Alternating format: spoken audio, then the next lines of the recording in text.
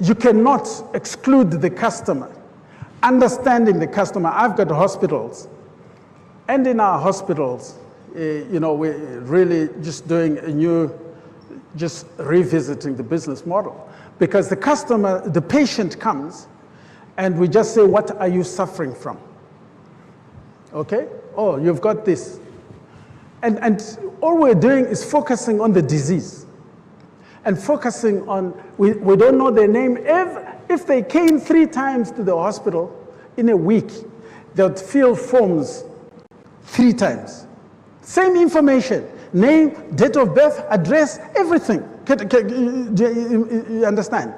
But a modern business model will not enable us to scale on that basis. We don't know the kind of diseases that are out there. We don't know the preventative issues that need to be dealt with. We don't know the curative measures that must be taken. Nothing. It was just, we don't know the customer. In a modern business today, you have to know the customer. You've got to, if you're going to do hypermarketing, you've got to drill down to understand the customer. You've got to own the database. You've got to understand every single element of what the customer is all about. You've got to look at technology. You've got to look at innovation. You've got to look at business processes and systems. Because just giving an example of my hospitals, a patient comes in at the reception and they fill in a form. From there, they move on and they go to the lab and they fill in a form. They are taken to the wards, they fill in a form.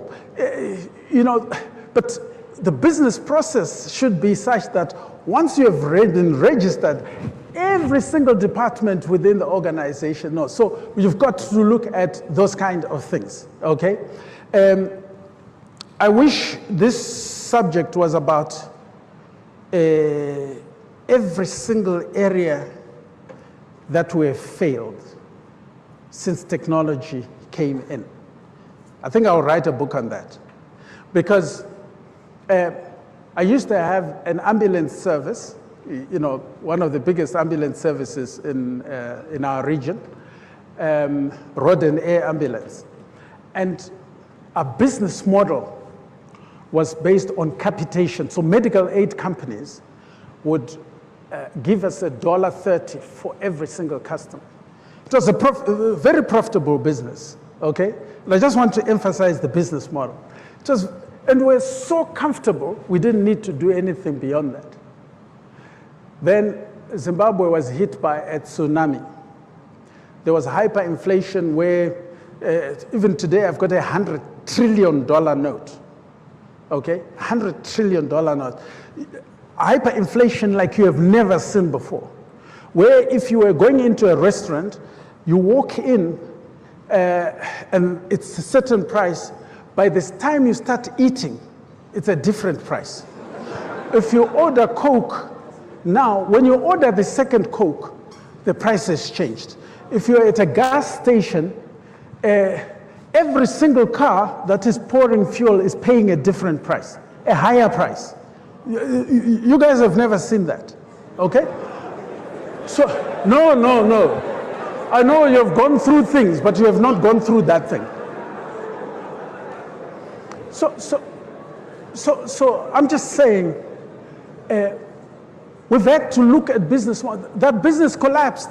Why? Because medical aid, everyone came down with their medical aid. They stopped paying medical aid. And we were based on capitation. Now, the customer belonged to the medical aid company. The customer didn't belong to us. We didn't know the customer. We didn't have access to the customer. Okay? And the customer wanted to build, to go through their medical aid company, not directly with us, just a service provider. So the business model is so important. And I just want to overemphasize. So the traditional business models is what you call the platform business model, which is what your Nokia did. They control the processes, their vision, mission, values is well articulated, and they've got business processes that ensure that their product is a perfect product, going on like that, and they use distributors. They don't know the customer. Now, so these legacy pipeline processes, you've got to ask yourself, am I a Nokia at the moment? You know, do you have a pipeline process? And you are perfecting your processes all the time, but your processes are not effective. Then you look at what Apple brought through. It is the platform business model.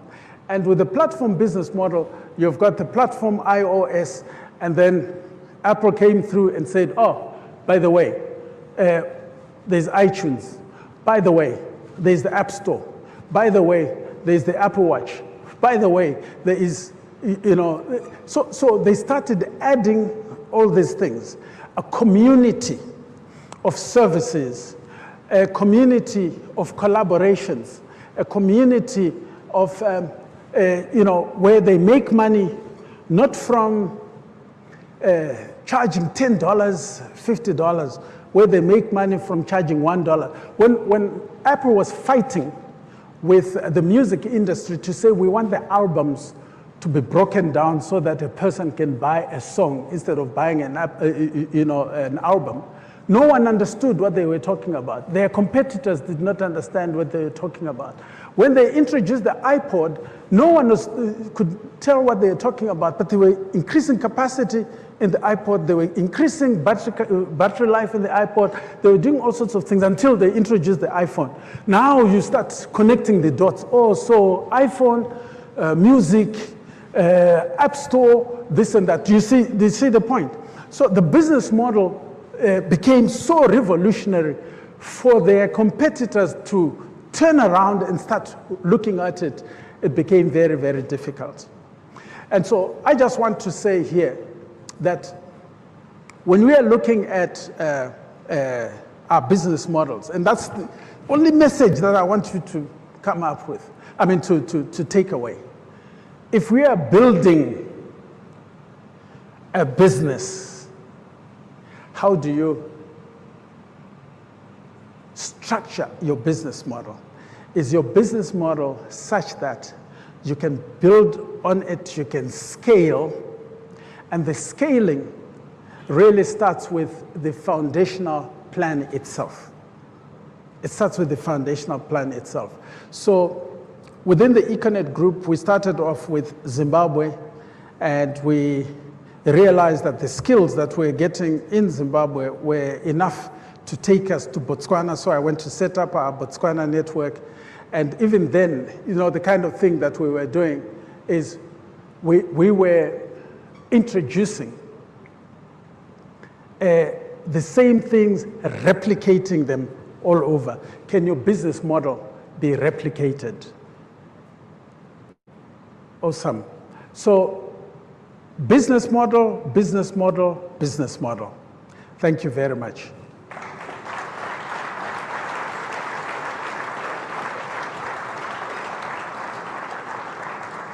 A round of applause, please.